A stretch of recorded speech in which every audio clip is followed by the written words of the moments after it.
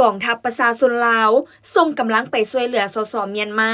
ในการกอบกู้ภัยพิบัติแผ่นดินไหวเพจข่าวลาว People Army News หนังสือพิมพ์ออนไลน์กองทัพประชาชนลาวรายงานว่าวันที่31มีนาคม2025กองทัพประชาชนลาวได้ส่งกำลังทหารและอุปกรณ์ไปช่วยเหลือสสเมียนมา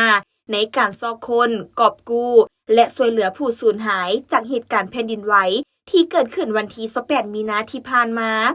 นำโดยสหายพันเอกปรารถนาบุตติจักรห้องหัวหน้าห้องการกรมใหญ่เสนาธิการกองทัพคณะกรรมการคุ้มครองภัยพิบัติกระทรวงป้องกันประเทศผู้ประสานการคณะกรรมการคุ้มครองภัยพิบัติขั้นศูนย์กลางพร้อมด้วยคณะกำลังที่เดินทางมีจำนวนพลทั้งหมด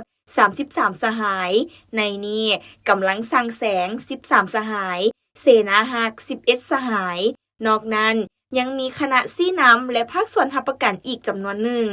ภายหลังเดินทางฮอดสนามบินเนปิดอร์คณะต่างหน้าจากเจ้าหน้าที่ภาคส่วนที่เกี่ยวข้องได้ให้การต้อนรับอย่างอบอุ่น